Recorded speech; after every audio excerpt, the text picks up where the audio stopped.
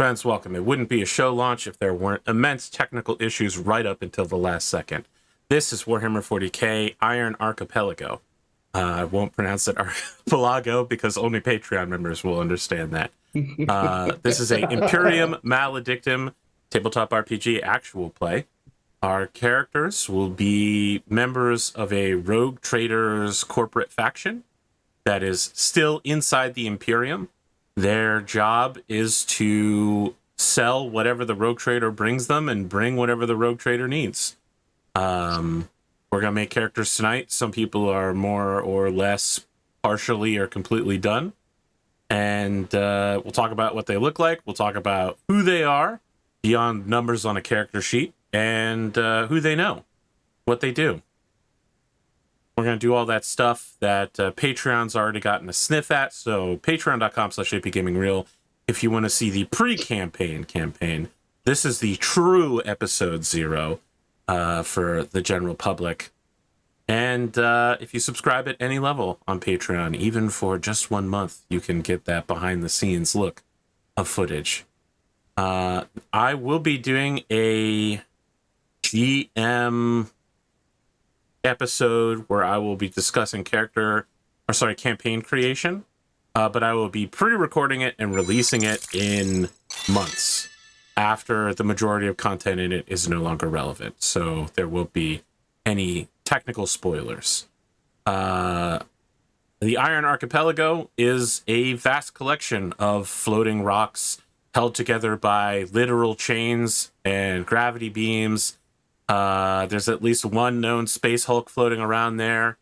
It is a wild and lawless place, and our group here is here to bring disorder in the name of the Rogue Trader. In the name of Chadarius Darkwind, of House Darkwind. And for timeline's placement, we will be in the 12th year of the 42nd millennia. Yeah, let's start by introducing all of our people here. Grimdark Podcast, a man whose podcast name is named after Warhammer 40K and whose actual gamer tag is Grimdark James. But if I don't say Grimdark Podcast, it won't populate into the transcript on the YouTube, and the analytics engine won't tie the fact that the YouTube channel Grimdark Podcast is tied to this game. I discovered recently that with YouTube now, when you say the word subscribe, the subscribe button lights up as well. You know that? Yeah.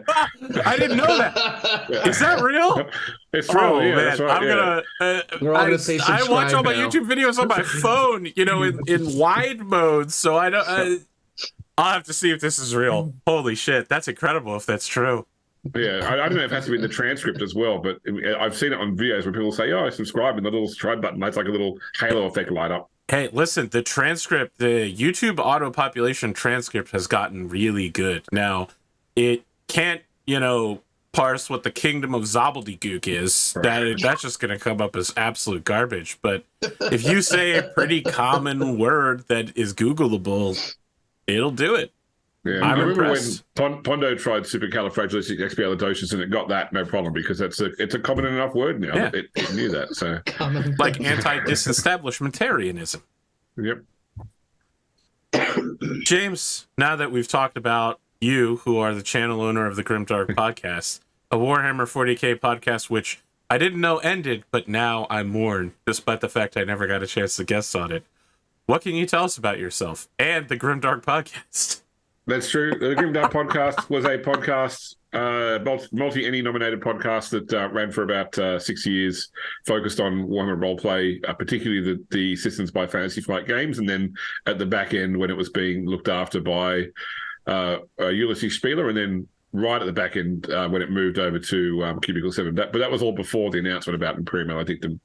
So there's 110 episodes on our back catalogue there. Feel free to check it out. But it's pretty dated now. I'd love to do some podcasting again. But right now my focus is Arthur's channel and my YouTube channel, where I currently do a Blood Bowl league with a bit of role-play mixed in there. But otherwise, yeah, if you could find me around anything Arthur's doing, or occasionally at conventions running games for Catalyst Game Labs. I was gonna say, don't lie to the people. Your main focus right now is doing the fantasy draft for the fantasy football game you are already running. That's right. Yeah. So we have a Blood Bowl league that you have created a fantasy football league for, which is insane. It's Blood Bowlception. So Blood Bowlception. Am I the only player that's not participating in that? that's correct. Yeah. Oh man, that's so crazy. Yeah. All And right. I only joined on a whim. So Owner of the YouTube channel at Omar Krieg. What can Yeah. you say about yourself, Omar Krieg? I could say a lot about myself, but it's probably not pertinent. I do run my own YouTube channel and Twitch. I do a lot of BattleTech stuff right now, mostly Mega Mech. I do have a Traveler 2300 campaign going that's streamed on Wednesdays. And of course, the Greyland Trios League, my 3-on-3 Mega Mech experiment, similar to the Blood Bowl 7 setup, format, whatever you want to call it. James is actually managing one of the teams in there as well. So we got that going on. And then, random other crazy stuff that I find here in the AP's little megaverse. I try to get in some way where I can. Yeah, I don't know. Listen, I The throw out AP random cinematic words. universe? Is that No. what Yeah, the AP No. cinematic universe. No. I only present quality content, thank you. Well, Marvel tried to present. Well, let's not go any further on that Hey, one. everything up to Infinity Wars was... Some of the things up to Infinity Wars is pretty good. Some of the things.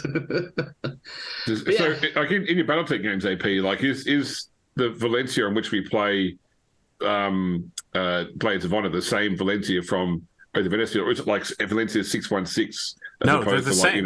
It's an alternate. On Blades of Honor, it was mentioned several times that Tristan Bassett Latour has now been marked for death for treason, and on Endosteel, Tristan Bassett Latour is arriving on planet in order to sell out the Draconis Combine. That's crazy. It's he's the cinematic multiverse right there. Parallel universes still have commonality. Yes. It's the same. Okay. Right. So Hey, now let's listen. start building a wiki for the AP universe. I already did. It's bad, and I decided to not finish it. Characters from A Time of Total Warfare showed up on Solaris Knights, and Solaris Knights character showed up on Endosteel and on Cattletech. Yeah. When Spoon surprised everybody by showing up on Cattletech. Other way he defends it isn't the cinematic universe and describes exactly how all the shows are linked. Mm-hmm. Yeah. Meanwhile, the best I'm doing is one of my shows will be shown as a TV show in another show. Okay, let me ask you a question. Is the Brady Bunch a cinematic universe? Is Scooby-Doo a cinematic universe? But they didn't. If there were different series, in the same way that Snowpiercer it could be linked to Charlie and the Chocolate Factory. What? Is that real? Look it up. That's a joke. Look it up. Wait, is this one of those crazy fan theories? Because this sounds like one of those crazy Okay, fan theories. no. I'm not going for crazy fan theories.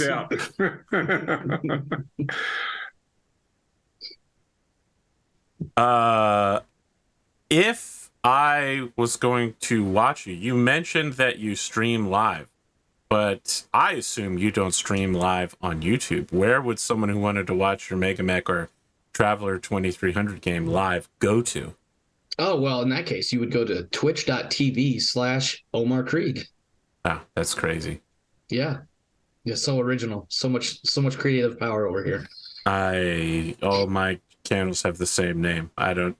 And do you do Slicer on? Do you do Slicer live as well? Okay, I do. So Omar does it live AP rather than doing it after the fact. Hey, listen. You guys try to talk me into doing Baldur's Gate 3 with all of you, and the more I learn about that game, the more I'm like, I don't think I'm gonna play that on stream. Otherwise, it's just gonna be me going, but the Drow Lady. What if I just betrayed everyone for the Drow Lady? It'd be 6 hours of that, like me going, should I do the good thing or the Drow Lady? You'll definitely end up in YouTube horny prison. I tried to stream Baldur's Gate, but I don't know if I thought my computer was half decent, but I guess I am less than half decent because I couldn't run it smoothly as I could play it. So, Well, KainDamael, what do you have to say for yourself? Well, for now, you can find me on AP's Discord, although he did give me the advice to just do it. So I might be starting a channel soon. I've given everybody that advice, you know. You have. In general, you figure out fairly quickly whether it's actually for you or not, and at that point, you can start thinking about investing in overlays and equipment and... Oh, yeah. This first campaign that was recorded a little bit ago will have no trimmings, and we'll see what happens. Well, it's already happened, so...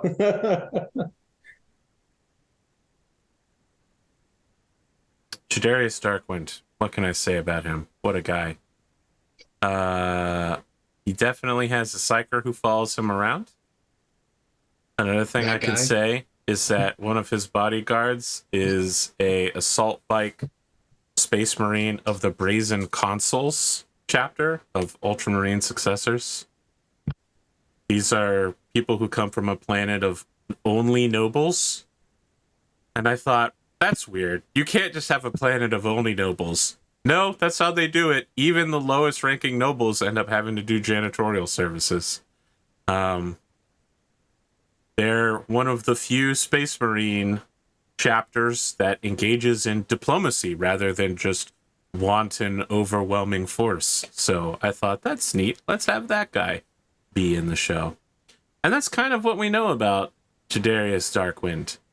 There's a lot of stuff that you picked last time about good old Chaz that I apparently can't reveal to you, like who his enemies are, because you're supposed to find that out in play. The game literally tells you to do that. So he's got a lot of... He has a lot of enemies, but based on how you chose to build him. We do know he's a trained militant, though, so he doesn't mind getting into a scrap. Oh, he solves his problems with violence, for sure. Yeah. It's worked for mankind for 50,000 years or so. It's pretty much worked for any major faction in Warhammer 40K. Even the ones it didn't work for. I don't know any of your characters' names. I think at this point, I'm just going to go ahead and open up the floor for you guys to tell me what you know about your characters, how much of character creation you've completed, and we'll go from there. I certainly haven't finished it. I did some stuff. I did my origin, my faction, my role. But there's some cool stuff that I haven't done yet, like the rolling for connections between party characters and stuff, which I think some of those promise to be really funny. So there's a couple of cool ones in there. I won't say I did everything because I'm sure I missed something, or I definitely stopped at various points where it would be a good idea to finish with the group and the connections. I rolled a couple just to have a couple ideas, but of course they don't count. But I'm trying to see where I write them on here. One of y'all, oh, here it is. Let me see. One of them, apparently I grew up alongside one of y'all. And then the other one I rolled was ask me to betray someone close to the two of us. Given the concept of my character, I'm not sure how well either of those work, but I'm certainly not going to outright throw them out the window. Interesting. Well, we don't have to be super attached to those in their exactness either. Right. James, no one has explained what their character's concept or name is yet. Can I ask you to field this one for me? No worries. Okay. We're talking about vague ideas here. So I guess by way of explanation, a character in Imperium Maledictum is formed from three basic things: their origin, their background, and their role. So the origin is where they came from, and that pretty much just gives you a stat modifier and a single piece of fluff gear. Your origin is the imperial organization that you grew up in, that charted your life, because this is the feudal system and nobody changes vocations in the feudal system, which gives you, once again, some stat modifiers, some talents, some skills, some gear. And then finally, the role is supposed to be the role that your patron has selected you to perform for them, which is, I guess, the closest to the character class. So once you've built your character, though, that these things have no ongoing effect. All the characters can take from all the various options going forward. So I have built, or I am building, I went backwards. I decided to play the Interlocutor, and the Interlocutor is the charisma, I suppose, based class, the talkie class. Having played a character with 0 charisma in Blades of Honor, who's unable to enunciate even the most basic concepts, I thought I'd go for a talkie character here. So the guy who just was like, all right, let's slow things down. I'm going to break it down. Characters are made up of 3 parts. It's like, I'd like to make a character who's good at talking. Just to be clear, that's where you're at right now. That's right, yeah. So I went with Interlocutor. And so I looked through at the back of the book. There's a great section which shows you, so you want to play. And it has all these various examples of actual things from the Warhammer 40K setting. And it's like, say you want to play an Imperial Guardsman, or you wanted to play a Sister of Silence from the Adeptus Telepathica, for example. So what I've gone for is similar to what I pushed Dave towards in my own Road Trader game, which is a Sister of the Order Famulus. So the Famulus Order of the Adeptus Sororitas primarily is a political faction which deals with creating links between families in order to breed stronger humans going forward. So they're almost like a eugenics program in a religious organization. So therefore, my path is Scholar Progenium, which is effectively the School for Orphans, Adeptus Ministorum, Interlocutor. And I built a Famulus by the name of Holly Van der Velt. Okay. That name written down. And as far as how far I've gone through character creation, is I've worked out all the choices I'll make at the choice parts, but I've left all the dice rolling to do live. Live dice rolling. All right, Kain, I'm rolling back around to you. So I'm playing a guardsman, an Elysian drop trooper, Rassie van Lucht. And so the origins, the ones listed didn't have the type of world that Elysia is, so I just picked one that was similar enough. So on the sheet, I just put Elysia. Grew up in, joined the PDF, did a 1-year combat tour to qualify to volunteer for the drop troopers, and then joined the drop troopers. I also went with the role of warrior. It rounds out the party. Oh, and I did my rolls for characteristics. Rassie is a little dim. I mean, is the sort of person who jumps out of a perfectly good aircraft. Yes. And is very excited about it. That's what it should be if you're going to be jumping out of good aircraft. Rassie is a good shot, is tough, stands up to fear quite well, but never really thought about the philosophy of jumping out of a perfectly good Valkyrie.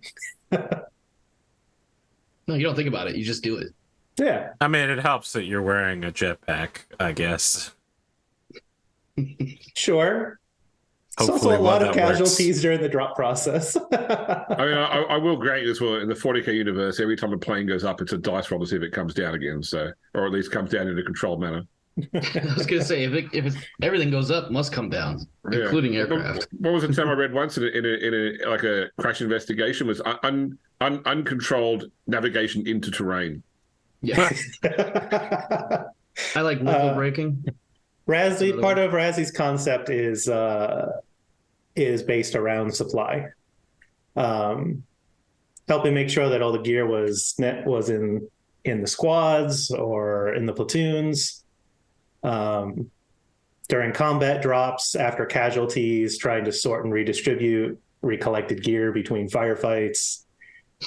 And this rogue trader really exemplifies all the things that Rassie used to get yelled at for doing, and sort of encourages this behavior of finding out what might fall off the back of a transport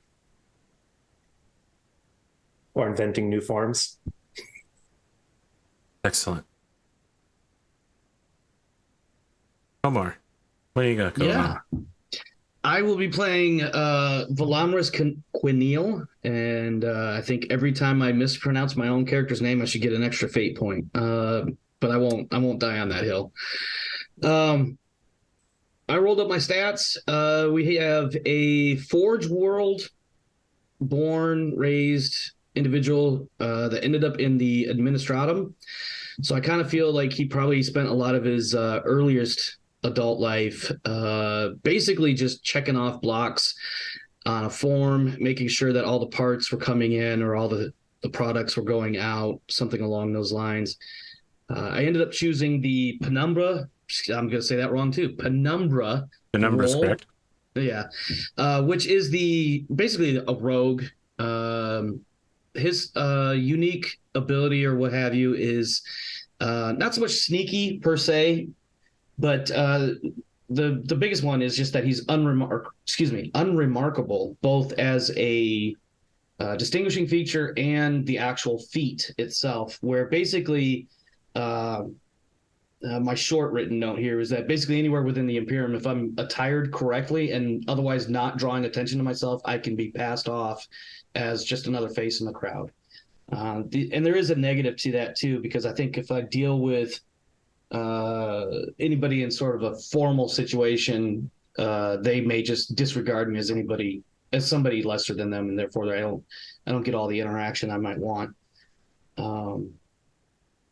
I have a couple of ideas as to some of his motivations and things of that nature. I don't know if we're ready to get into all that yet, but that's the bare bones facts of my guy. Okay. While we're doing character creation, we should focus on character creation, but I do want to, because we haven't discussed this at all yet. Character advancement is goal-based, which shouldn't come as a huge surprise to some people. I think Kain in particular is very familiar with goal-based experience by now, given his participation on other similar shows. So while you're making your character, it should also be important that you have some ideas for achievable goals. One short-term, one long-term? I believe that's how it works. I think so too. It's like the one that you're expecting to complete in relatively short order, and then the long-term one is it suggests that you either get a big XP pool or you retire the character. If you achieve your long-term goal, you get 500 XP. If you achieve your short-term goal, you get 50. So yeah, 10 times as much for the long-term goal.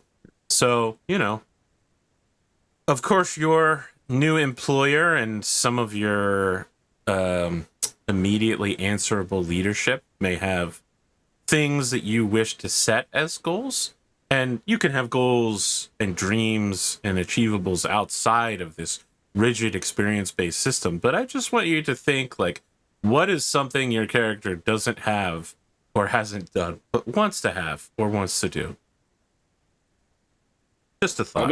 I'll note that you still give XP above and beyond the goal, because 50 XP is enough to raise an attribute from 20 to 22, for example. But so if you look at the sample adventures, they still have XP awards for completing the parts of the adventure, but the goals are extra stuff on top of that.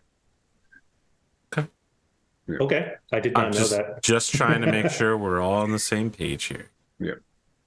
I was under the impression it was goal only, but that's good to know. No. I mean, look, they don't specify in the book, but in the single published adventure they got so far, Chemical Burn, there are XP awards into each chapter for achieving certain things. Sounds like I better take a look at Chemical Burn then.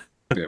I thought in the GM portion of the book there was some mention about giving out awards for various things. So it's not all obviously you have the goal oriented, because I think the goal is more to try to define your character a little bit. Yeah, there is a. I agree, because I'm trying to get you all to define your characters by setting goals. Yeah, it's something we still want to have short-term and long-term goals. Yeah. All right, let's see if we can smoothly transition the scene over to. Nope, there was no transitioning effect. Huh? Didn't work. But why? Why didn't it work? Oh! All right, it worked. Okay, we can start doing rolls now. Just as soon as I remove my taskbar out of the picture. Well. I believe it's 2d10 plus 20 for your 9 characteristics, which you put in order. Yeah, you put them in order. If you take that order, you get a bunch of XP, or you can flip them all around for less XP, or you can then say, bugger it, I'm just going to go and do 90 points. Yeah, point buy for no XP. It's like 90 points, or you can do a reroll. Sure. Yeah. Which is what I did. I did a reroll, so I got no XP from the attribute part because my first roll was really bad. I didn't get more than 10 on any of my rolls. Ooh, wow, that's bad. So I took no XP to reroll that. That's extremely improbable, but yikes. It happens. James, sounds like you may be our only roller here. All right. So I'm just going to roll 18d10 and then look at the numbers to see what they come up in. So he's looking for 2 10s in a row. All right, let's see here. All right. So let me get a notepad for this. So we've got a 13, an 18, a 12, 15, a 4, a 12, an 18, a 13, and a 14. That is actually really good. Quite nice. Pretty damn good. The 4 is the only thing bringing you down. Everything else is above average. So let me see what that would make if I took them in order. So that would be 13 weapon skill, 18 ballistic skill. Sorry, I added 20 that. So 33 weapon skill, 38 ballistic skill, 32 strength, 35 toughness, 24 agility, 32 intelligence, 38 perception, 33 willpower, and 34 fellowship. I'm actually tempted to keep it that way. I'm just not very agile. 34 fellowship is pretty good for a character who talks to people. Yeah, I mean, look, I worked out if I fell back to the point buy, what I would point buy at, and I think I put 35 in fellowship rather than 34. So you're I think way past the point buy average. Yeah, and if I was to move it around, probably the only thing I'd look at changing would be maybe switching like agility and strength, which is a difference of only 8 points. So you know what? I'm going to take what I rolled, Arthur. Thank you very much. Get your additional XP. And my 50 XP as well. There we go.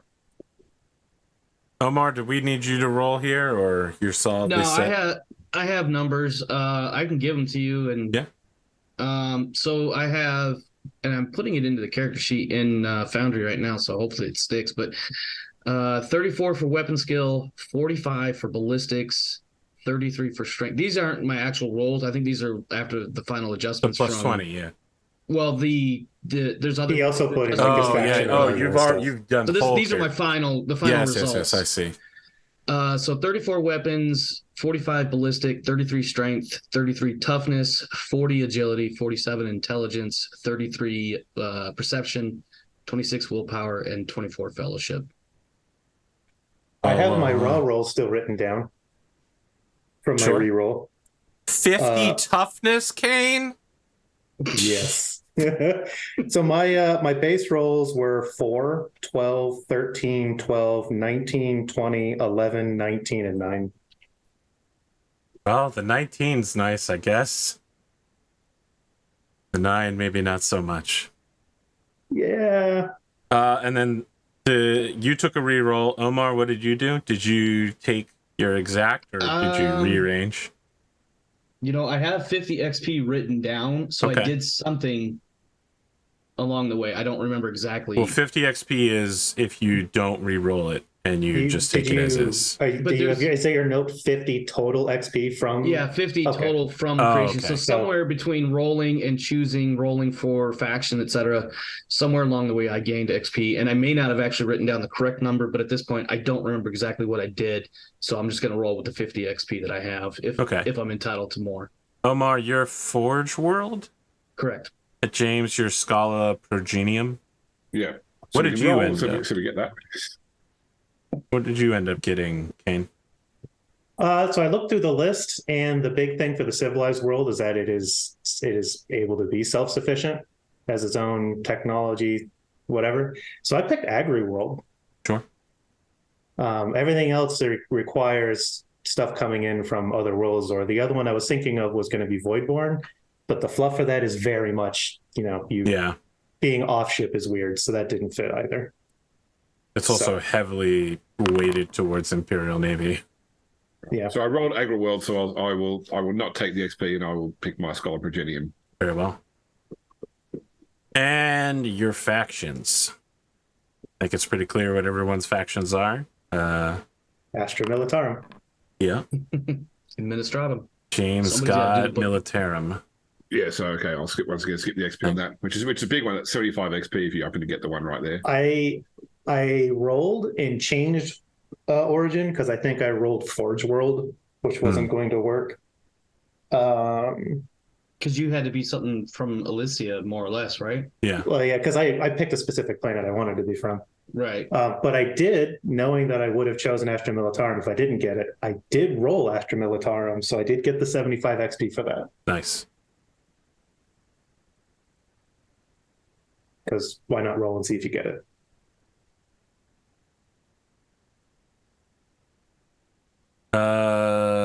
Does anyone want to cover any of the special benefits you get for your faction? Some of these seem more. So I took the willpower. Well, willpower increase is standard from the storm, and I also took a fellowship increase. No, so I took a was it intelligence or fellowship I took in the end? Check. It was fellowship I took in the end. And no, fellowship I took from. No, that's right. It was fellowship. Sorry, disregard me. I put points in intuition, law, Medicaid, presence, and rapport. That gave me the faithful Imperial cult talent. And when it came to gear, there's two items you get to choose from. I chose the Surgeon's kit and a staff with the ornamental quality. Interesting. Well, I guess I'll do both. For Agri World, I got 5 strength and a choice for my other 5 that I chose toughness for. And I got a shoddy entrenching tool. So I get to have my E-tool. So I got a watch as my free item. I got a vial of sacred unguents. Ah, the sacred unguents. Yeah. I believe those are to calm rogue machine spirits. Yeah. I believe so too. Yeah. I have 5 intelligence, or excuse me, plus 5 intelligence, and then I don't remember where exactly I put it. Looking at my sheet, I probably put the other plus 5 in ballistics, maybe in something else. Because I had ballistic, toughness, or agility to choose from, and I don't remember exactly which one I did. Interesting. So no one took any of the duty options then, just to be very clear. Yeah, I went with the. Go ahead. I didn't. I took the base for Astra Militarum, which gave me 5 toughness and a choice for the other 5 that I put in ballistic skill. And then for my skill advances from that, I put 1 in athletics, 2 in discipline, and 2 in fortitude. I got my knife, my flak armor, my grenade, 300 solars, and my last carbine, and I picked a Camellia line cloak. Oh, good. That's good. The Camellia, listen, that's going to work well with the prequel adventure I wrote for you. Yeah. And I get drilled for free, which is more interesting if anybody else ends up with it, which seems probably unlikely. No. It's a teamwork one, so. When it came to choosing my benefits for the Administratum, I gained another 5 in intelligence and another 5 to put in either perception, willpower, or fellowship. I don't know where exactly I put it. Clearly, it was not fellowship because I kind of viewed my guy as along the lines of that whole unremarkable, that I'm not going to be terribly concerned with interacting with other people in a like I need to charm anyone or anything like that. I got some advances to spend on dexterity, linguistics, logic, lore, Medicaid, and navigation. And I put 10 points into dexterity. And everything else, it looks like I just did a single advance on for that. I do have a contact in the Administratum, probably the guy that gave me my assignment that we can discuss later, I'm sure. And then I have the data delver talent, which basically gives me advantage on tests to find information from documents and archives.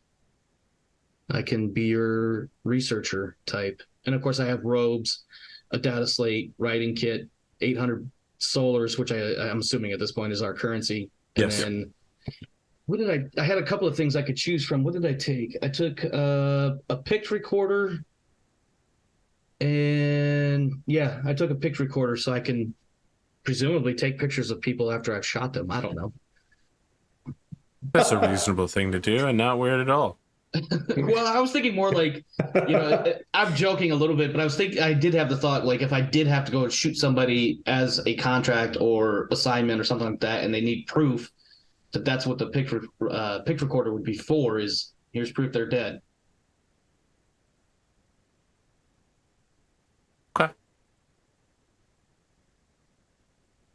And that was, I'm sorry, go ahead.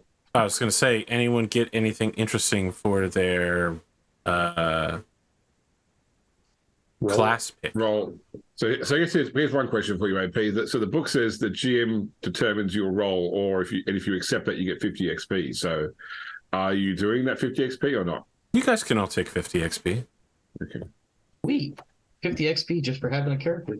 Yeah, so with this, I've played Warhammer games before. Y'all are going to need all the XP you can get. Yeah. It's less than it seems in this setting as well, so... James is like, all right, so there's two of you. You're rat catchers. You're fighting a pink demon that if you kill it, it splits into two smaller demons. And I'm like, well, fuck. And they're blue. So I think the most interesting things for my talent. So interlocutors get a bunch of talents. They get to take 4 talents, which is more than the rest. Yeah, too. so I went with Air of Authority, which means I can make either a presence or rapport test whenever I meet a new group, and if I succeed, I treat myself as having influence with that group for the first meeting. Ooh. So it's like a good first thing. I've got Deal Maker, which means that I can. You're just taking your own real life talents. That's what it sounds like. That's what it sounds like. Yeah, James is playing himself here. Yeah, better at haggling.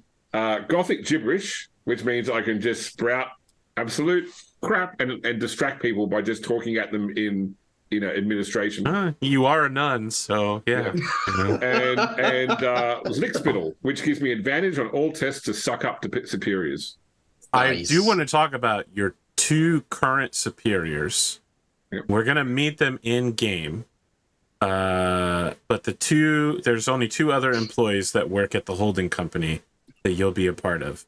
There's the ultimate boss, who is a psyker. His job is to do as little as possible and to just receive messages and pass them along, essentially. His name is Liturgical. And there's the janitor, who is some sort of rat mutant hybrid that they chased out of the Darkhold, and that local crewman, longshoreman, thought was kind of like weirdly cute enough they didn't want to murder it. So the rogue trader adopted him as a janitor. His name is Grapsis. They are 2 superiors? Yes. Yeah. Grapsis also ranks us. Grapsis is superior to us. I mean, Nice. It's the Imperium. Seniority is what's important. Time served. Yes, and we're brand new here. You're brand new. It should be noted Grapsis doesn't speak Gothic, so... Did you speak High Gothic? Because I speak High Gothic too. No, it communicates through hand gestures and dance, and also through cleaning. And what was he? He was a rattling-ish? I mean, he's a Darkhold mutant. Okay. So this is a creature that hides away on rogue trader ships. They're so big, they get lost in the holds and creatures mutate in there and have to be driven out occasionally by the bosun and other security officers, as like this twist catcher. Yeah, twist catcher. That's right. Yes, and they mutate and evolve through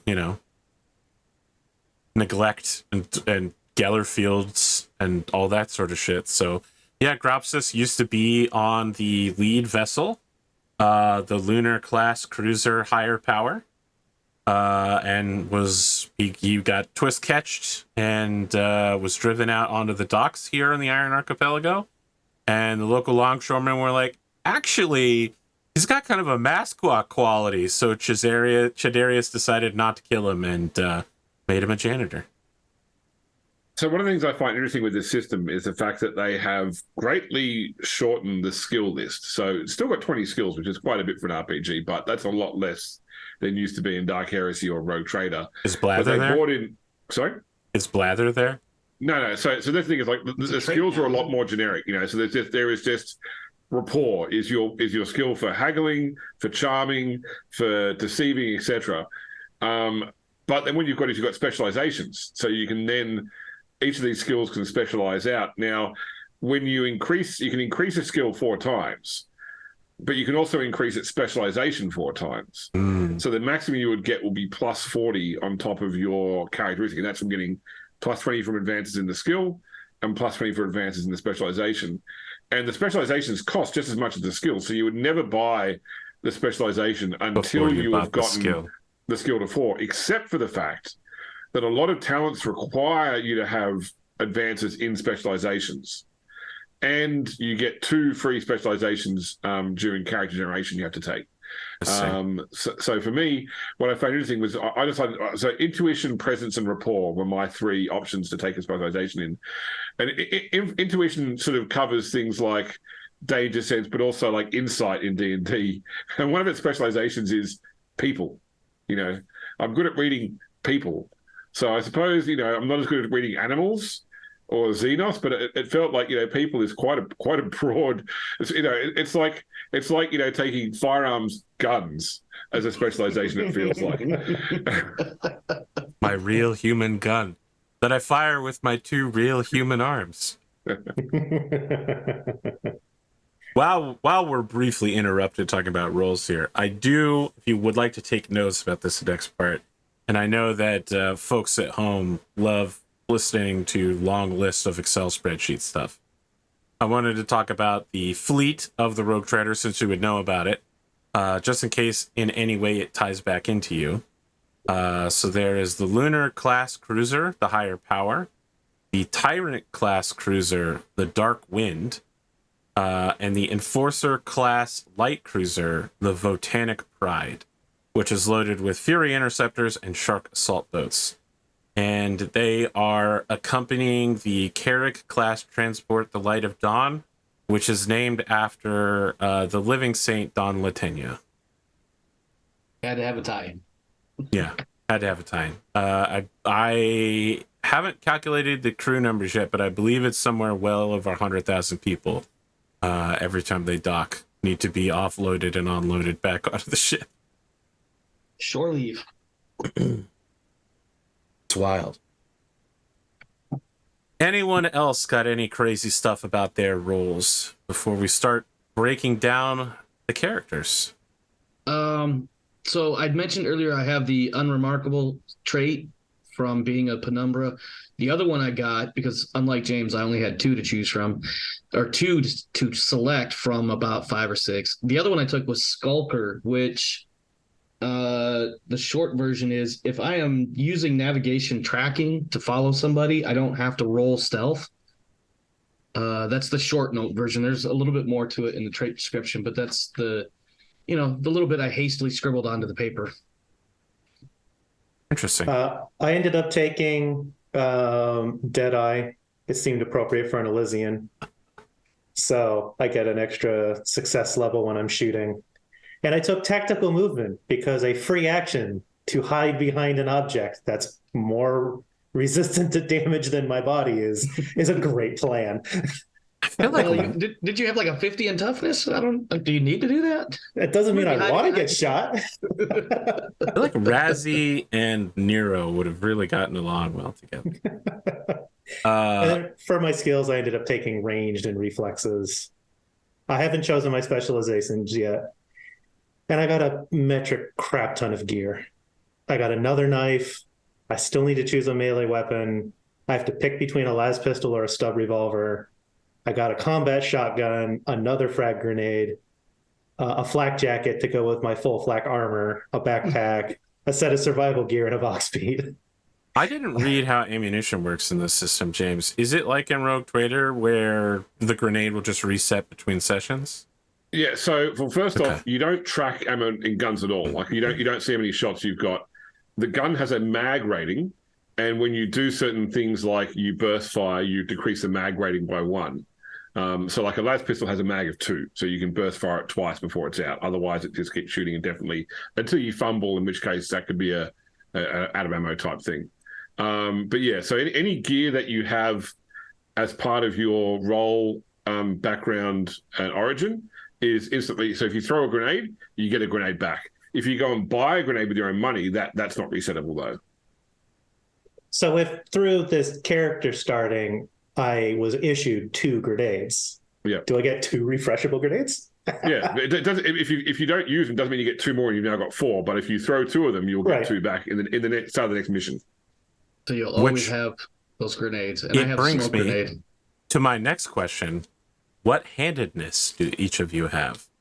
Since in almost every Warhammer game, you must declare which hand is your dominant hand. I'm going to roll, and I'm going to say if it's 91 to 100, I am left-handed. That's roughly concurrent. I think it's more like 14%, but okay. Maybe so you're right-handed. 30-something. I'm also right-handed. They're both right-handed. Same, right-handed. I actually thought about going left-handed just to be weird, but then I was like, no, I don't know if I can translate in my head. Just to be sinister. So, yeah, there you go. Oh, okay, all right. Everybody gets 3 fate points. Oh, you've already got that. And then I need you to roll for your divination. So this is a chart on page 89. If you die, and you die in a way that is relevant to your divination, if you arrange your death towards your divination, your next character starts with bonus hit points. Half your XP, half your dead character's XP. So it should be obvious this system expects that you'll die several times during a campaign. The wise learn from the death of others. The wise learn from the death of others. That's mine. Great. You have to die fulfilling that, so... I don't know what the roll number is, but I rolled hatred. Well, no, I mean, like when I created my character, I actually rolled it because I was really curious to see what I would get. And I ended up with hatred is the Emperor's greatest gift to humanity. And I am more than happy if you tell me to re-roll it. I'm okay with that. No, that's classic. All right. I haven't rolled this yet, so let's see what I get. Helps if I put a slash in. It does. I was just going to say, I think you need a slash. You can't roll 4d6, drop the 2 lowest, plus 3. Ooh, the blood of martyrs is the seed of the Imperium. Wow, that's a really specific death for you. Yeah.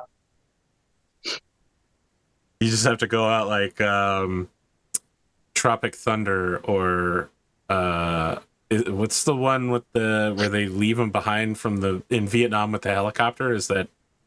Platoon. In Platoon. In Platoon, yeah. I was gonna say Apocalypse Now, but I knew that was wrong.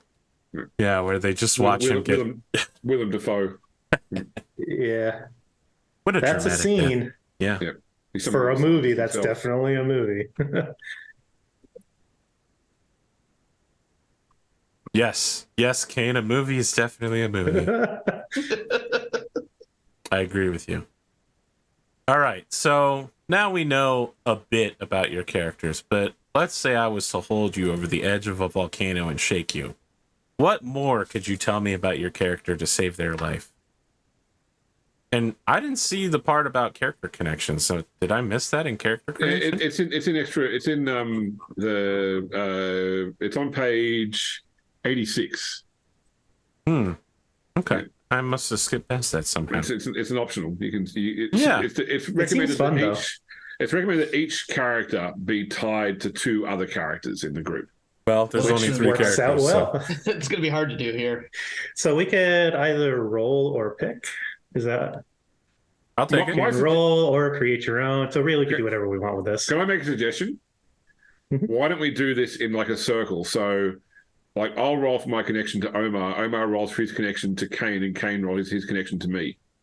I see. You guys want to do. Okay, and then we can invert the second one. Yeah, well, you'll have two then, because you'll have the one that you roll for somebody, and you have the one that somebody rolled for you. Yes, you'll have to run someone rolled for you, Yep. and then the reverse. Yeah. Yeah, it's the fiasco method. All right, who wants to go first?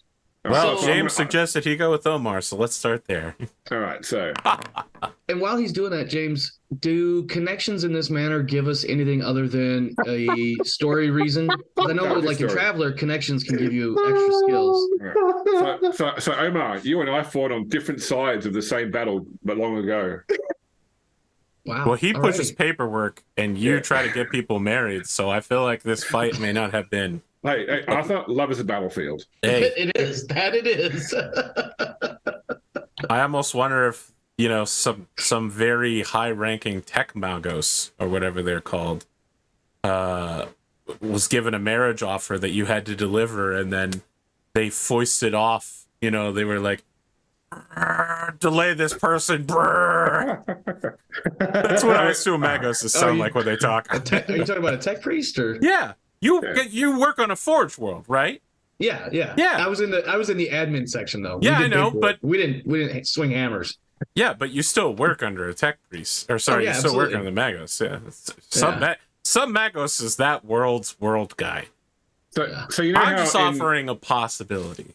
You know how in Shawshank Redemption, Andy sends the letters to get the library built. He just keeps sending letters over and over again until they finally give him what he wants, and he says, "I'm going to send twice as many letters." Maybe that's what I was just constantly every second day another email in your queue. It's like have we had this conversation yet? I like the way it says long ago too, because we're all 17 plus D10 years old. I was thinking about that when you said that long ago. I was like, wait a minute, aren't we like barely in our 20s? Now hold on, this is a corporate show, so I assume most of James's Vox communications start with "per my previous Vox." For those that don't know, that's a really polite way of saying "fuck you." or the passive aggressive. Not sure if I had a chance to read my earlier email, but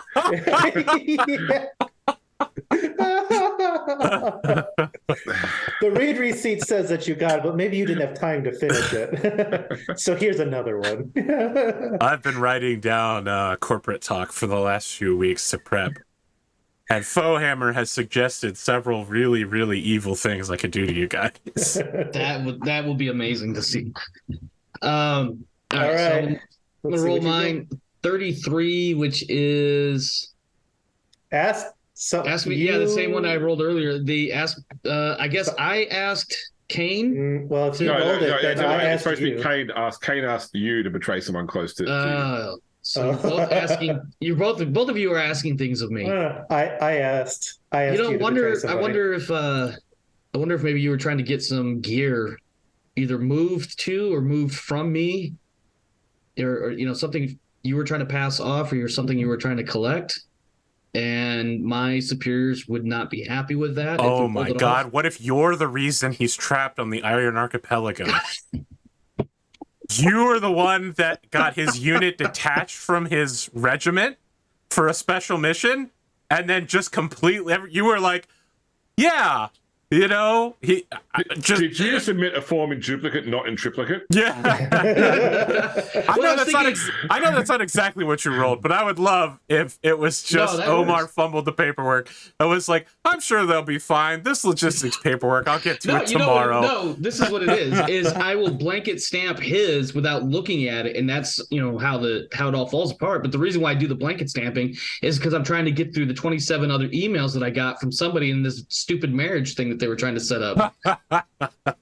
So do we want to change it to you're the one who transferred my unit to nowhere? Yeah, I'm down. Let's do it. That I indirectly caused your unit to be shipped off course and thus abandoned when the rest of your unit went on its merry way. And it may seem bad, but look how your fortunes have changed now. Listen, everything happens for a reason. Yeah, now I know you were stuck in deep space for 2 years, but I know you've had to raid greenskins in order to get the supplies needed to survive because the local Imperium Maledictum is just like, we don't have any records of you guys, so Well, it's a good thing I'm Elysian then. That was 2 years experience reports. That was 2 years where you weren't jumping into combat with an average life expectancy of 6 minutes. All right, and then oh boy, my rolls. Ooh, here we go. We got something totally different. it's a high number. I have a single silver bullet. It is engraved with several words in High Gothic and the sister's name. Oh, wow. What is it, Helen Vanderbilt? Holly Vanderbilt. Holly. I was trying to get playing on the holier than thou there you go. thing. So yeah. Why would I have a bullet with your name on it? And not just any bullet. Well, I mean, it depends what the High Gothic says. Like, if the High Gothic says he only uses bullet to protect such and such, it's like that meme where it's like, the assassin getting a phone call and saying, "See the person on the left? Yes, shoots him. You must protect him. He is my son." I see you've seen Tom Cardy's perception check as well.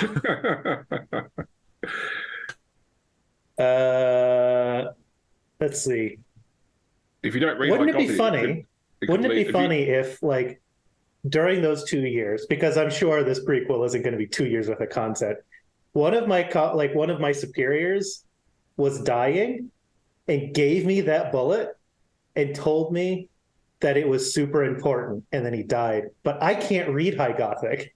And so she's got this name on it. I have no idea what's up. You need at least one advance in linguistics to read High Gothic. So yeah, so I don't know what the High Gothic says. I just eventually, as the universe provides, as the Emperor provides, I ended up in the same space as somebody who has a name that matches what's on this bullet, and I have no idea why their name is on this bullet. Just that my superior gave it to me. When Holly gets the bullet, she'll know why, but she's gonna be like, whatever. Do the old Luke Skywalker lightsaber toss. Are we leaving it to me what's on this bullet then? I think that would be fun because I can't read it. So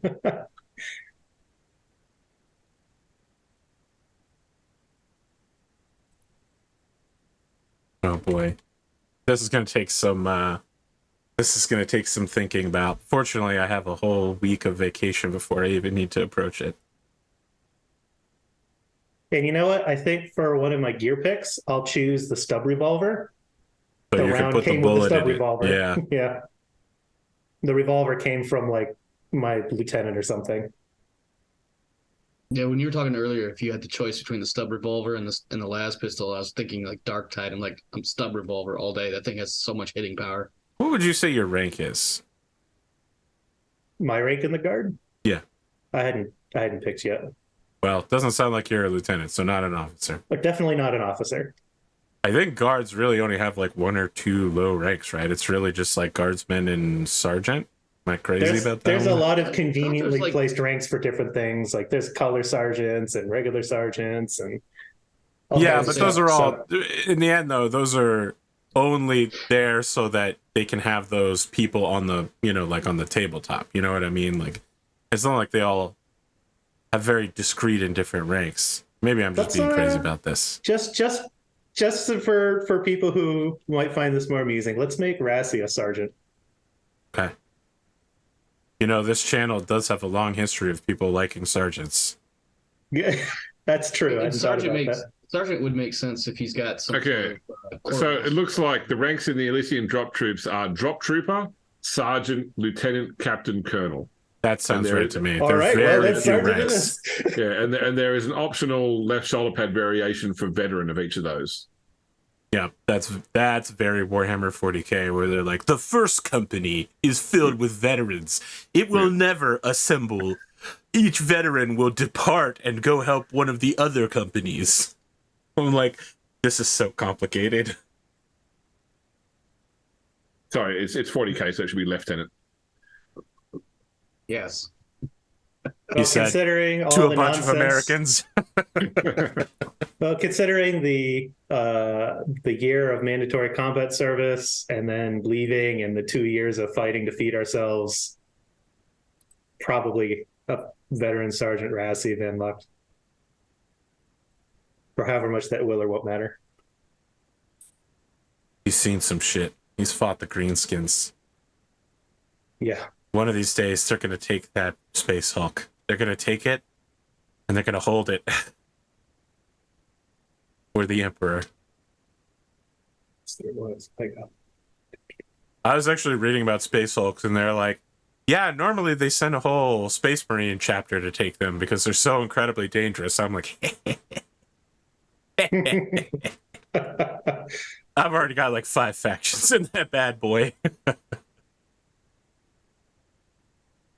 I also paid for a map pack of Space Hulk backgrounds, so we're gonna have a whole Space Hulk section to investigate.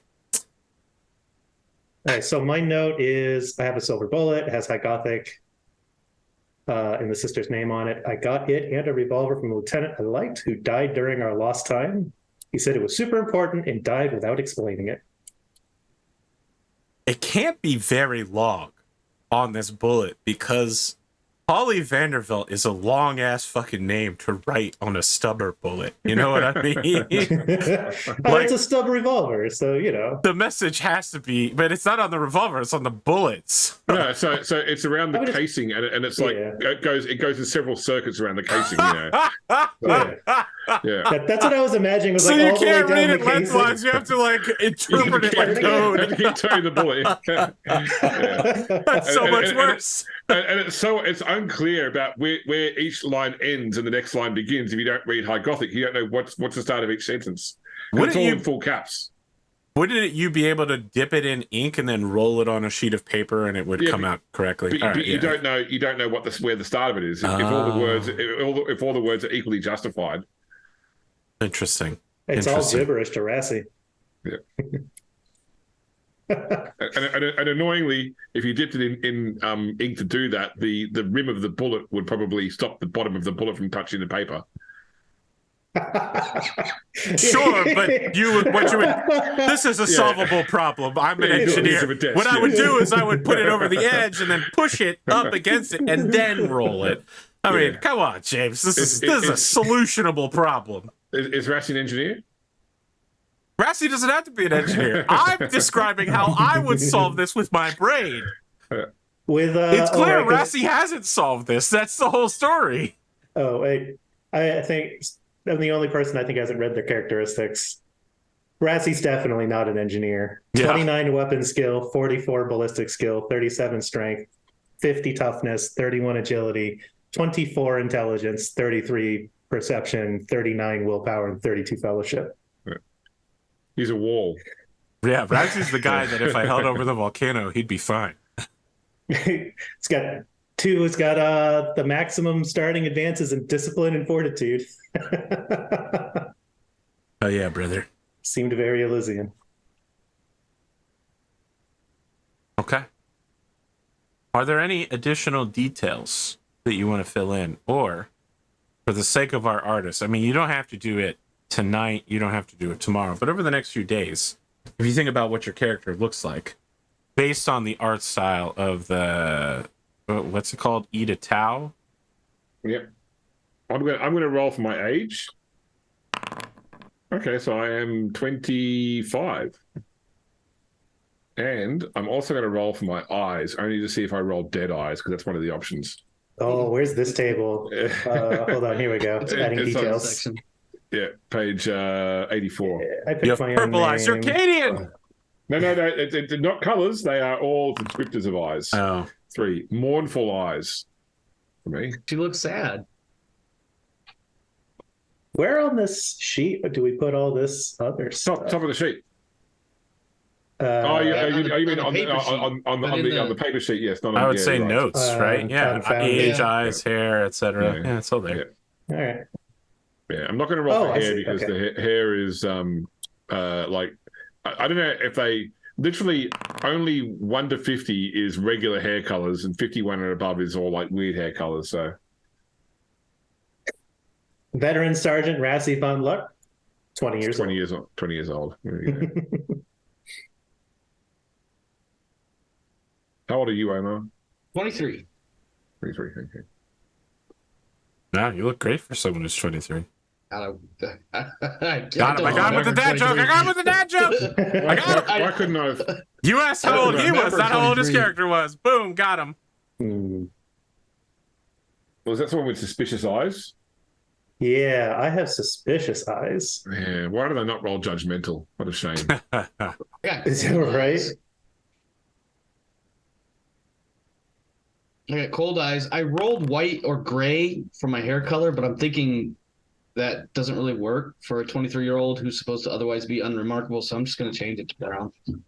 Just a basic brown. Some people go gray very early. I am 5'6", apparently. I got 5. Oh, where's that table? It's So your many 4'9" plus 2 decent inches. Now, hold on. Are you 5'6", or are you 5'6" when you're wearing your Sisters of Battle heels? Well, but it's not a Sister of Battle, though. It's a sister. Yeah. All right. Not a Sister of Battle. Sorry, yet. but it's just the last Order Famulus sister I met wore, 6-inch heels. Yeah. Your physical characteristics determine your physique, though you can do carry. Let's see. Oh, whoops, that's opening things I didn't mean to.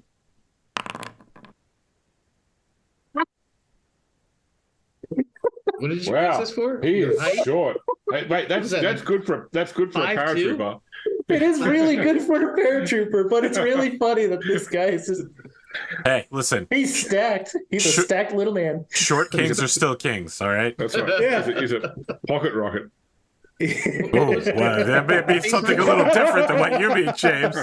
Yeah. I'm not saying he's not, but What was it? 4'9" plus 2d10? yeah, he's 5'4".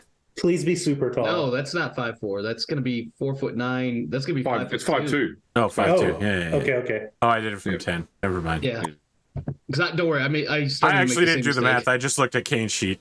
That's what I did. Oh boy, this is fun. That is really good for a paratrooper. You're right.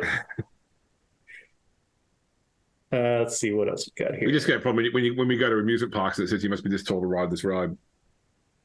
Well, he just borrows your Sisters of Battle heels in order to get in. Yeah. No. Like we get into a fight and all your gear gets damaged and you put in a requisition order to replace your heels, and for some reason the quantity count went up on the form when it got submitted. But they always come in the wrong size because they don't realize it's for you, it's for her. Or I got that backwards, but you get the idea. On this character sheet in Foundry, so for instance, my awareness starts at 33, but I put advancement of 5 on that, so it should be No, 38. so the advancements there is only put in if you spend XP on it. If it So that's increased where we because of have to- character education, increase the starting value. Okay. So I have to award or receive some No, XP. don't award those. Just make, so if you started at say 33 and you got 5 points, put 38 into the starting column. And if you bought advances with XP, put them into the advances column. Row. Okay, maybe I'm missing something here because so I'm trying to figure out how to actually put if I those click on the total, which is the only option, it's because it's either that or I click on the plus. No, click on the starting. Click on the starting, and you can change it. I don't know what you're talking about. I'm on the skills tab. Are you talking about? I think on the skills tab, on the main tab to actually set your weapon skill, ballistic skill, etc. Oh, if you want to increase your awareness, then go to at the top of the screen. You've got advancement at the top of your character sheet. And then in advancement, you go to skills, add on the advances you got from character creation. Okay. But then in other, go and put in character creation and XP equal to what is required to drop it back down to 0 again with starting XP. So the red number I'm looking at right now. Yeah. Is the number I would have to put in on the other tab. Okay. That's right. All right. I see. And so skill advances, I thought skill advances were 5. 1 advance is plus 5. That's right. Yeah. Right? So if you put a 5, if you put 1 advance in, you'll see it'll increase it by 5. Well, I clicked 1 advance. Oh, I did. Never mind. Yeah. I'm silly. Okay, I got it now. Okay, I got it. All right. Let's see. What do I have on the sheet so far? I've got my characteristics. I've got my skill advancements. I need to do my specializations. I can put them in melee, ranged, or reflexes. Feel like I'm probably putting one in ranged. So ranged is pistols, long arms, ordnance, I think, are the 3 specializations. Oh, yeah. It is. Ordnance would be for like grenade launchers and stuff, right? Well, grenades run off throwing, so it's more, that would be more stuff like missile launchers, that sort of thing. Grenades are actually a dexterity check to throw. But what about a grenade launcher, not a grenade hand? A grenade launcher, yeah, that's ordnance, definitely. Okay. This is pretty iconic to have the underbarrel grenade launchers on the Elysian pattern las carbines. Yeah. Right.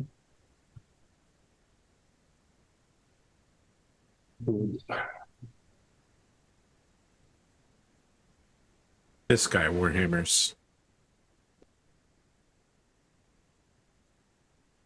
That's discipline.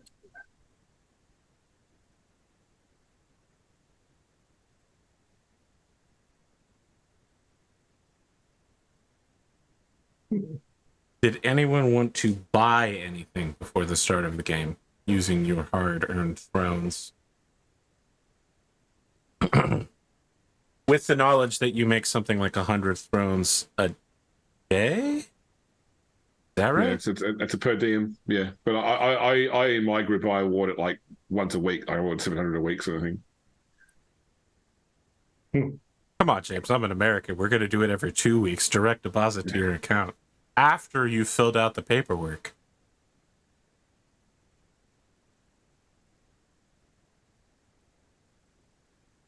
To answer your question, AP, I have not taken a look at what I want to purchase. I think for at least the first time, at some point, I'm definitely going to want to get some armor, but I don't know if I can afford it at this point. I could be completely wrong.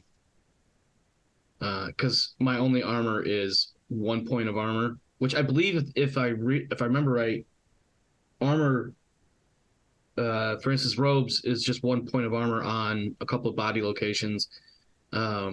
And robes is 1 point everything but head.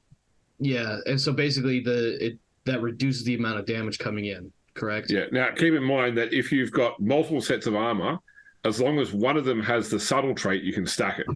So you can put robes over the top of flak armor, and the robes will add to the flak armor's effectiveness.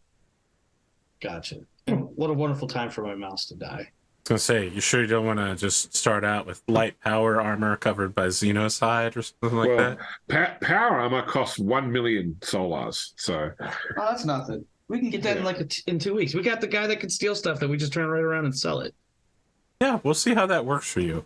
You know, I feel like the thing about power armor is that the people who wear it normally don't get out of it. So you're going to have to take it off of literally someone's dead body. Yeah, it's fine. I got a sniper rifle. I got to go AFK for a quick second because I got to change batteries in my mouse. Sure. You know, the thing about that sniper rifle is it's probably going to damage the armor while you're taking it off someone's body. So I'm trying to figure out for my specializations and the skills. The two things that I'm trying to figure out is which of these skills I would roll for survival type stuff. Interesting. Let me take a look at the skill list. So I'm trying to pick things that are thematic, and one of the things for drop trooper training is extensive survival training in different biomes. Those are on page 91. It's like on one side, fortitude has like resisting poison or resisting pain or endurance. I mean, fortitude does say is a measure of the person's ability to deal with physical suffering. What else were you considering? The other thing that I was wondering about is what I would use for my grav shoot. Well, grav shoot would be piloting. Really? Yeah. Oh, well, I'm boned. That sounds right. That's how it worked in Rogue Trading. I'm a bad paratrooper. So that's why my toughness is 50, because I don't stick good landings. Do it again. So then maybe endurance for fortitude for survival? I was almost wondering like tracking maybe, or surface. Surface is under navigation, training and plotting and following a likely course. I don't know. That might not be exactly what you're looking for. Let me look at what a survival kit gives you a bonus on. Because I'll probably tell you what the survival kit says. Can be used in combination with a fortitude endurance roll for survival purposes. So I'd say fortitude endurance is it. Well, then there we go. Quite straightforward. Fortitude endurance. Right.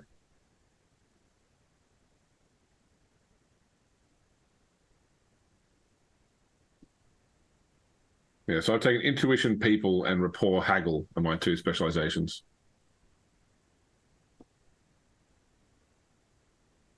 Long gun ranged, or ranged long gun and stealth hide. Yeah, that's the rogue for sure.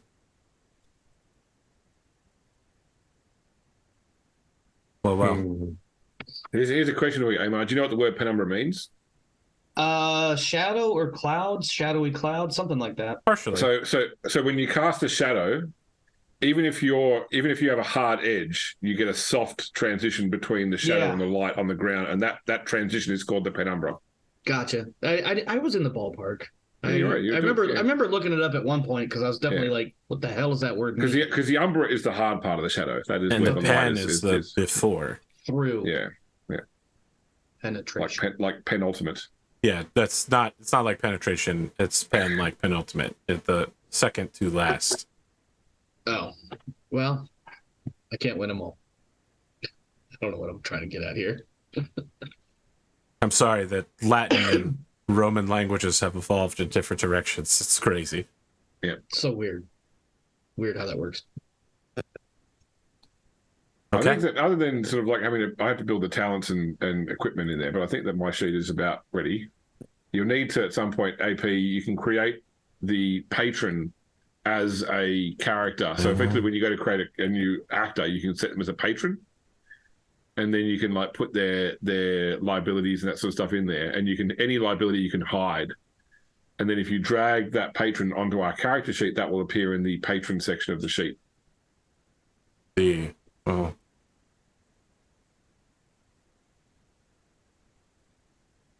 I wonder if it'll populate the update. I'll figure it out. Mine's disappeared. Yeah, okay. Yeah, but there's nothing written in there. But okay. If I do update it, does it update your sheets? I think I might have to drag it again. Yeah, that's fine. I'll get that. No, it worked. It worked for one person's sheet, but not the others. Rogue Trader appeared as faction. Where's it? What's that under? That's on the main sheet if you go down and look under it. Oh, that's right. Yeah. Oh, Chidarius. That's how you spell it. Okay. I was totally coming up with something, well, basically different. Like Chad. Ah, I see what you did there now. I get it now. That's why people call him Chaz. Chaz Darkwind. Yeah. So let me ask you a question, Kain. With your surname, Lucht, would it be Von Lucht or Van Lucht? It's Van. Because Lucht looks more Germanic, whereas Velt is. So I was trying to go for Dutch. So which one would be more Dutch? Van is Dutch. Okay. Yeah. The town I grew up in is Holland. So Dutch is right there. And every year we have this wonderful festival right around March to May, somewhere in there. I don't remember exactly, called Tulip Time. And we get so many tourists in our little town. It's like 50,000 people or more now. But yeah, our numbers swell and traffic is retarded. Yeah, my sister married a Dutchman, so her surname is now Van Vessem. Yeah, I have so much equipment to put on here. I'm having a bunch too, and I don't know what yours looks like, but the way you made it sound is like you've got a lot more than me. I have a silencer. Did I mention that? That's useful. Yeah, especially when you're doing sniping. It removes the loud trait from the gun. Yeah. How do I was actually wondering what the game mechanic was. I hadn't looked it up. That sounds. I'm trying to modify the item I added under protection. You click on it, and then you should be able. So you click on the name of the item, and then you can go in there and change it. Yeah, that field where it says new equipment or whatever the heck it says, it's so sneaky because you don't realize you can actually click in there and start changing names and stuff. Yeah. So remember when you're putting in, well, actually, I think that the updated version of the book shows you that armor has, if you're wearing the armor, its encumbrance is reduced by 1. But I think it shows you the 2 values on the equipment sheet in this version. The previous version of the book just showed the value before reduction. Because encumbrance is quite harsh in this. I don't even know if I'm going to be encumbered. I never looked at how much. I might be, because I have a lot of shit.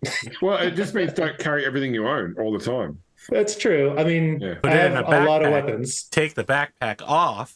Yeah. Jump out of the aircraft. A backpack gives you 3 extra encumbrance, or so does a set of slings as well. Oh, nice. Okay. Well, I don't own a sling, but I might try to spend some of my solars to buy sling. Yeah. Unless it's out of my budget of basically nothing. Oh wait, no, I can buy some stuff for that. What are photo visors? Are those basically sunglasses, industrialized or military grade or something? I thought they were binoculars. So was it, sorry, photovisors? Photovisors. Yeah, they are like they protect you from flash. Okay. Oh, like that shit Dawn did with her conversion field. Her field, yeah. Yeah. Okay, that's what I was thinking. And then the multi-key is basically lock picking. Yeah. If I'm not mistaken. I think that's the only thing I didn't. I need to decide on either a mundane melee weapon or a chainsword. I mean, come on. That's not even a question, man. What are you doing, or are you trying to Cade? just kill things? Because I feel like that's the only distinction you need to make. I already have 2 knives. Yeah. Why don't you have 2 chainswords? That's really the question. I don't have that option. I'll say this. I was reading this Elden Ring inspired comic, and I was like, it's pretty good so far. It seems pretty faithful to Elden Ring.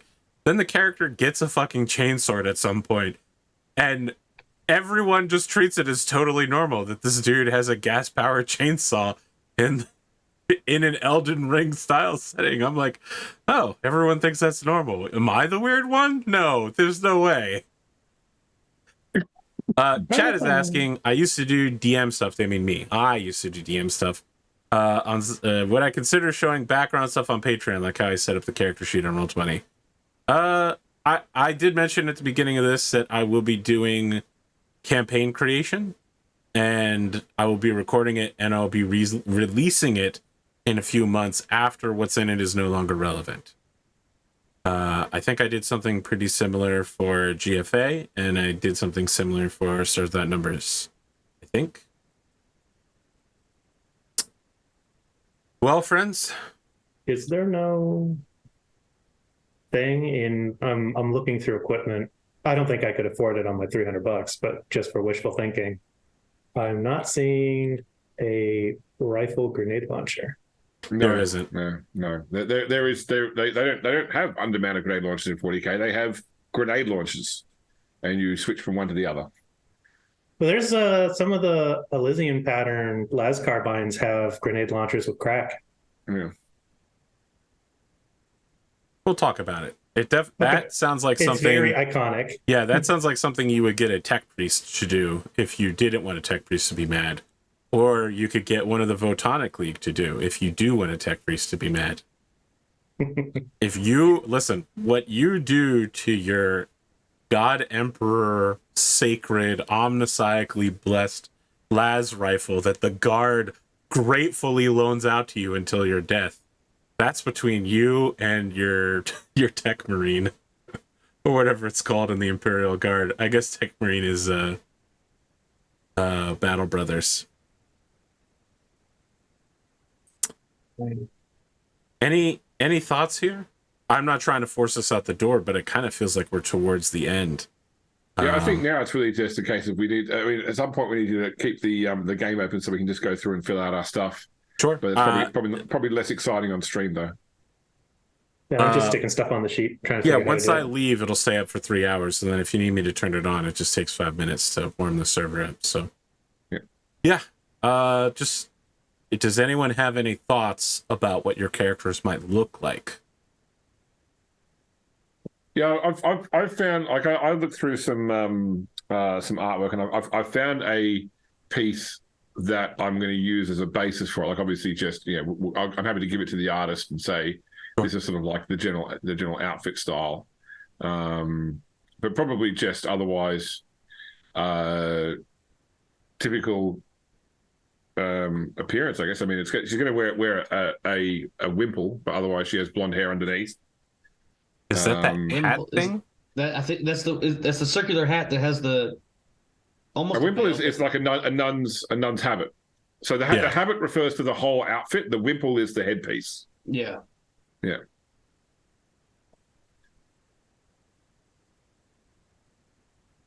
I think Velamris is just. I'll see what I can find on the internet for some sort of visual reference or whatever. But other than, because I know the Hero Forge image that I posted, his features are I think they're a little bit sharper than I would like for the idea of him being unremarkable and trying to fit in with the everyman image. Wow, amazing. Listen, there's no artist that's going to be upset if you're like, I need my character to look super generic, nothing outstanding about them at all.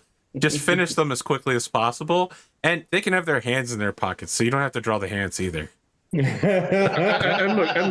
despite the fact that I rolled Born for Lies, like if I'm getting like an anime chibi, it's going to be like a happy kawaii type picture. So yeah, like my like my avatar, like my that's right, exactly. avatar. Yeah, it's always smiling. Right.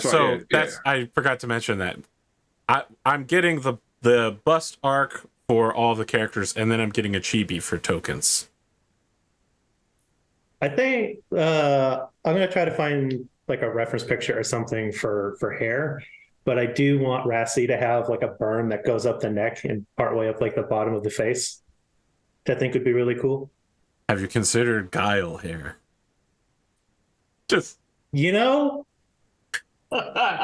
wouldn't necessarily be a super bad idea. It would make you look taller too. The hair adds like 3 inches. You could do it would look something like Brad Pitt's character in Fury. He's got the mohawk swept back, but instead of having it swept back, you have it up to make it, like you said, to have that extra height. I think the Guile hair is funny. Just to think every time we make a requisition request, it comes with something I'm using for hair gel, so that I can get it to stay up. He needs pomade. He needs a lot of it. You need that good axle grease. That's what you need. I feel like there's plenty of that. You maybe one of those vials of sacred unguents, unblessed. Hold on. Sacred unguents are gun oil, all right? I don't know that you want to put that in your hair. It's 40K, man. People are eating, what was it, gasoline braised razor shrimp or some shit? You mean void braised dark eel or whatever? Yeah. Yeah, that stuff. First off, the only one eating that was Nero, but... Listen, Nero couldn't have been the only one to eat it because it was on a plate of offerings for a large group of people, as I remember that scene. I think out of the players, Nero was the only one that touched it. That might be true. Doing dumb shit and being Nero. Name a better combination. Sorry. When you're putting we keep mentioning this. Sorry, let me cut you off real quick, Jason. We keep mentioning this.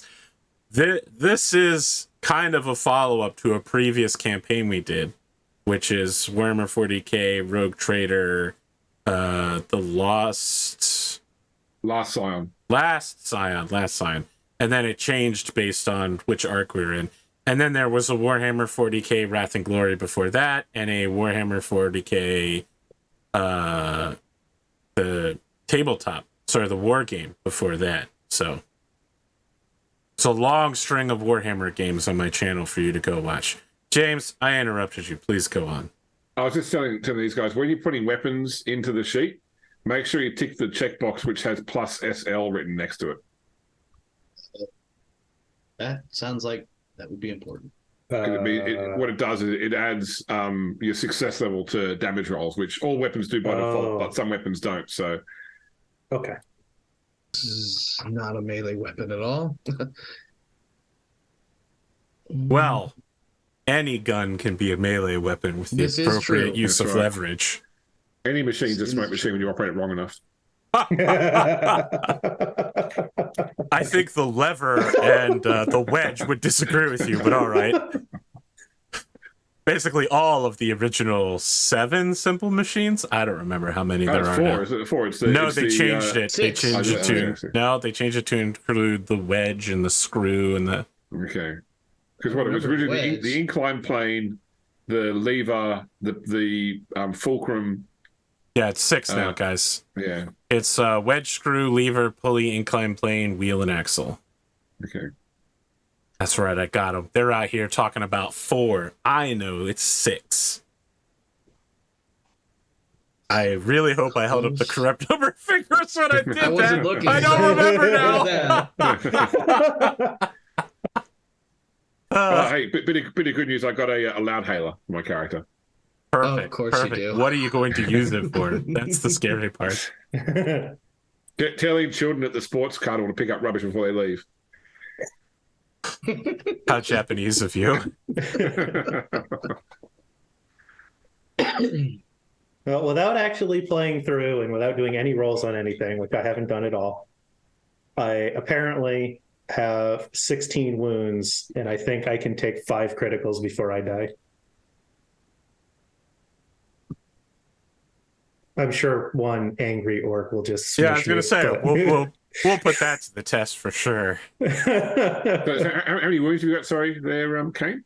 16? 16. Wow. Okay. I mean, I'm assuming a 50 toughness. Yeah. Well, because you double, you add it's your strength bonus plus double your toughness bonus plus your willpower bonus. Yeah. Okay. Yeah. So I've got 14. I had 12 until I re-rolled my character, until I actually rolled character stats. So Got 11. well, my initiative dropped down to 5. My initiative is 6. 11 wounds and 7 initiative. Considering initiative is a fixed value in the system. So effectively, everyone, like you just work down list everybody in order. It's the same. There's no randomness to it as such. Oh, so you just list it based off our individual initiative then. Yeah. So the order will effectively sixes be go before always... 5s, etc. Don't Yeah. can't you spend fate like the old way? Am I crazy? You can, yes. The old Yeah. way. Yeah. The old way. I mean, that's old what gods? I saved 1 fate for every single session. Was to go first in combat. And there is an optional random initiative, but the default rule is you go through just everybody's initiative from highest to lowest in order. We'll see how it turns out. Yeah. You know what I said during the Patreon episode at least 3 times. Don't say it because they got to pay for it. The Grimdark James Sale right there. In the middle of breathing, he stopped me. As Arthur said, waffo. Oh, watch and find out. James a told me, classic. James told me to watch and find out on my own video. Wow, wrecked. I had to go AFK. I don't remember exactly why, but I had to go AFK in the middle of our video the other day. And he's tells some story, and I got back and I was like, all right, what I miss? He's like, well, I was telling a story, but you're gonna have to watch it and find out. And I was like, you just waffled me? Yeah. I challenged the audience on that same question, Arthur, the first man-made object to break the sound barrier. Yes. And then I told them what it was. Well, we can't talk about that. Otherwise, That's right. people Yeah, won't watch. Omar has to. Yeah, Omar has to go and find out. Yeah. Okay, so I have some follow-up questions. Yes. First, I did in the advancement thing, in the other column, I put a care gen so that I could put a negative to balance out our stuff. No, 3 max. But for the 125 XP that I got through character gen, how do I... So on the front page of the case, she put 125 into the total. So where you'll see on the front, it's got available spent total. I see. And Okay. if it's all balanced, if you're doing 0 now, put 125 into total. My other question is, I have 1 influence with the Astra Militarum. We all have influence. We get There's- 1 with our faction, right? Yeah. Yeah, That's there's correct, notes, yes. contacts, and faction at the bottom of your sheet. And Astra and Astra Administratum. So Adeptus Administratum get a contact as well. So the way it works is you have your faction influence, and you also have contacts. So if you if Omar's dealing with the Administratum, he gets it's +1 successful. So whatever you roll, success or failure, you increase it by 1, and that can turn a failure into a success. Likewise, negative influence can turn a success into a failure. If his contact specifically can help as well, he adds an additional success level for the contact too. And you can have 0 in a faction but still have a contact. Once you've got 3 contacts in the same faction, you can then do a downtime activity to consolidate where you remove all 3 contacts and you now have a permanent +1 with that faction. So you never just get straight to the faction. You've got to build up 3 contacts first, and then you now have a faction. Then you have to leave them behind as you continue to climb the corporate ladder. Well, they just become part of your overall contact. Like calling them out individually doesn't do anything more because they're just part of the mechanism you deal with. Yeah, they're just a supervisor. So it didn't look like that. I wasn't granted any contacts. I just have the 1 influence with the faction. Yeah. Only Administratum get a contact at character creation. Yeah. Okay. And in order to use our patron's influence, so the patron would have, I think, +2 with rogue traders and +1 with Astra Militarum. We worked out because he had the drop troop connection. Yes. We have to basically invoke his name. We have to go and say, we're working on behalf of Chiderius Darkwind. And that then lets us add his success levels. But if he's got negatives we don't know about, that will also apply. If he's got enemies, right, that's when it triggers. Yeah. So if somebody knows we're working for him, his negatives apply to our rolls. Okay. So I don't have to worry about that then. Let me add my faction here.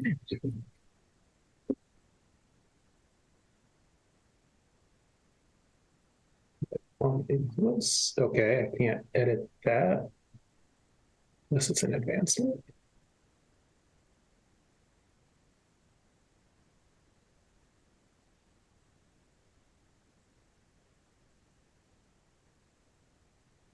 Now I'm trying to figure out how to put the 1 influence on this. So what you're going to do is, like, when you mouse over just below a line will appear, click on that line to make a drop-down box appear. And then put 1 in there. And just leave the notes contacts blank. So if you added the second contact, you would then put in like an extra box and have the name of that contact there. I see. Okay. So invariably, like in the next 2 months or so, Cubicle 7 will release their official Foundry VTT module because they're really good at doing Foundry VTT modules. But right now, this is just and the person working on this one has stopped working on it because they pulled him into the Cubicle 7 team now to work on that one. So that's cool. How did you on the main page? How did you add? Or sorry, I added the faction. I just need to add the +1 influence. Yeah. So if you move the mouse just below the faction, you should see a dark line appears, and you can click on that, and then that drops down to have where you can add additional lines. And you put 1 for the first part, and then for you'll then put a second plus, and put your contact name in 1 as well. Okay. Yeah. Well, I'm gonna have 2 contacts on here, possibly. Hold on, I know how to fix this. I'm just gonna delete all of it and start again. Is it Adeptus Administratum? Is that the official name? Yep, Adeptus Administratum. Yep.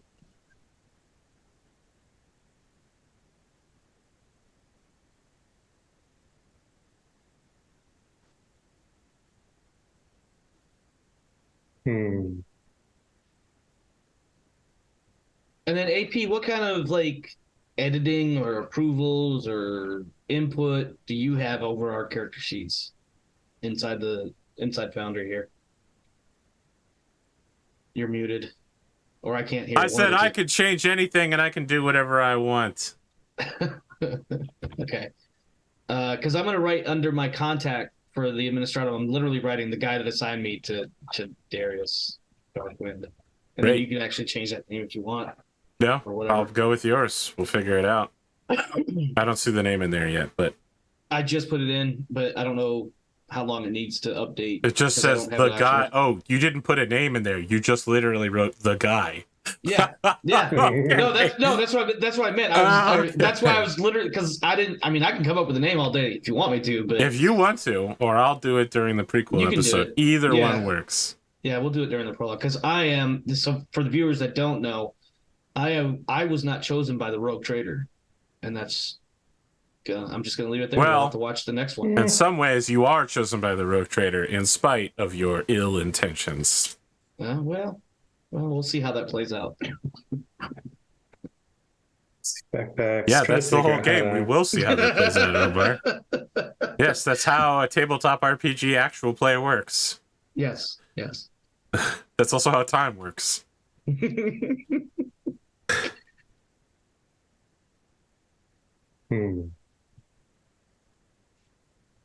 All right. I have a real fact to throw at you, audience. The movie from the year 2020, Greyhound, isn't the worst movie I've ever seen. Correct. I enjoyed it. Tom Hanks is a bit definitely weird enjoyed in it. He spent a lot of time looking sadly at the camera in a really weird way. Other than that, it was pretty good. The naval terminology seemed accurate to me as a layman.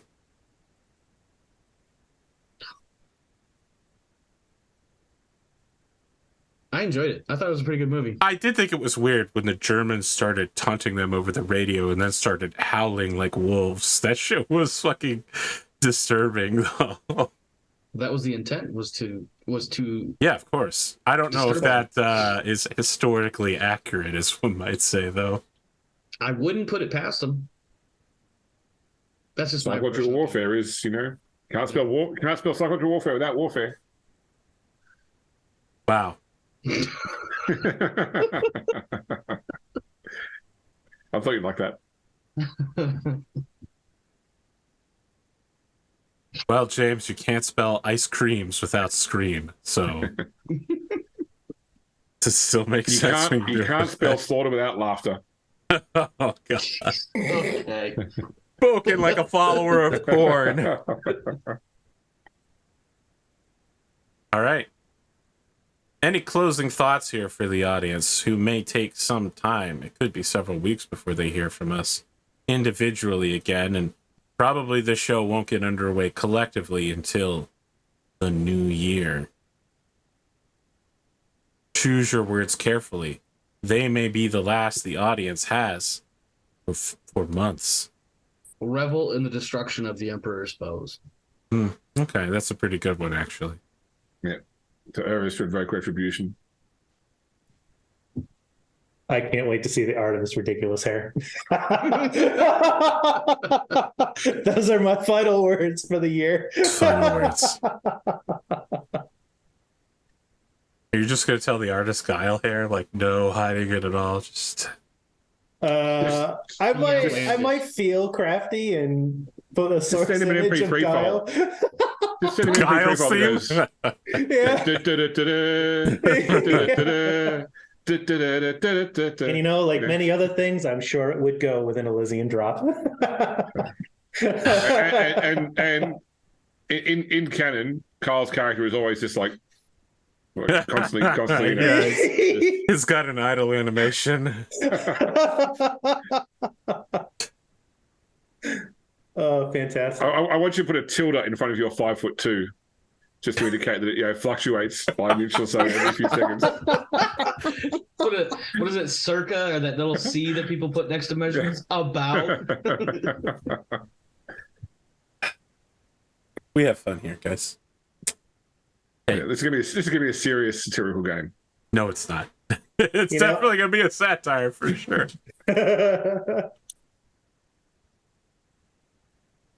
Well, I definitely put a note under my height. Bob's up and down an inch. There it is. We managed to bully Kain into doing it. Friends, we'll see you in the stars with some prequels in the next few weeks. Guess we'll catch you then.